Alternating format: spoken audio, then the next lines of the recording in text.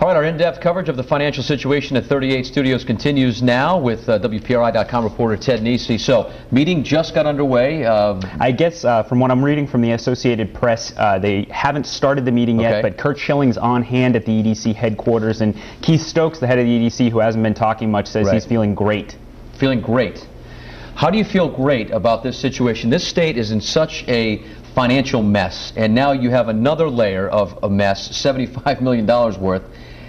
Where are we at with this thing? How severe of a situation is this, Ted? You know, there's an element where we might have gotten even past how bad it is. This seems very solvable at the moment. What happened was the EDC, for some reason, put in the agreement with 38 Studios that the EDC, the quasi-state agency that hands out these kind of loans, would get a more than $1 million fee from 38 Studios every May 1st through the end of the loan. Well, right now, 38 Studios hasn't even released its second game, which is what our loan is funding. So there's really no reason to think they would have an extra $1 million on hand to pay the EDC. Whatever happened is they didn't have it. That meant they defaulted. That set off all sorts of legal and other repercussions, and now they're scrambling to try to rein things back in.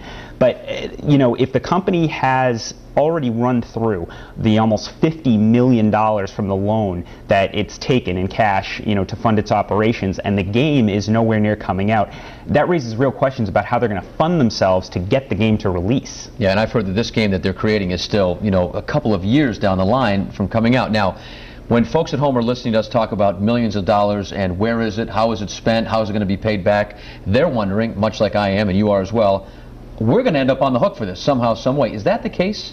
We could. It's important for people to know first, no taxpayer money, not a dime, has been given to 38 Studios. These are private loans. It's like when your parents co-sign for your college loan. Right. We as a state co-signed for a loan for 38 Studios from private investors. The private investors handed over the money. The problem is, we said if 38 Studios can't pay you back, we, the state taxpayers, will pay you back. And when you add the principal and interest payments together, we could owe $112 million to pay these bonds back through 2020. That's if 38 Studios can't pay it itself. How close are we to that sort of situation? Boy, you know, right now their bond payments are being made actually out of money they set aside from the bond payments, which is a little funny, sort of a shell game with moving the money around there. But you know, we could be looking at, as soon as next year, 38 Studios needs to come up with the cash, and if they can't, it's up to the governor to go to the General Assembly and say, pony up the money. All right, speaking of the governor, is this going to be one of those situations? I don't see the governor acting like this, but saying, you know what, I told you so. This isn't, I didn't want this, because we know he didn't want this deal. I don't think he'd, you know, wave his pom-poms and spike the football in the end zone saying so, but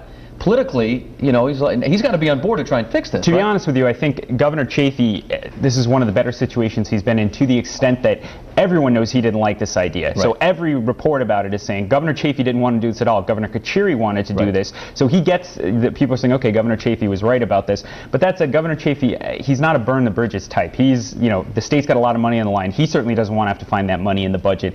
He and the EDC are trying to figure out what to do. But I do think Governor Chafee is going to be pretty tough this morning on the EDC and the board of 38 Studios and Schilling about where is the game? How much more money are you expecting from us, or whatever you're expecting from us, to make this happen? Right, okay. Ted, it's a developing story. Thanks for coming in this morning. Great job as always for the very latest on the situation at 38 Studios. There he is right there. Wow. Yeah, you're on TV, Ted. Look at that. You can find his Nesi's notes on WPRI.com. You're also going to find a timeline that details each step of the state's deal with this video game company.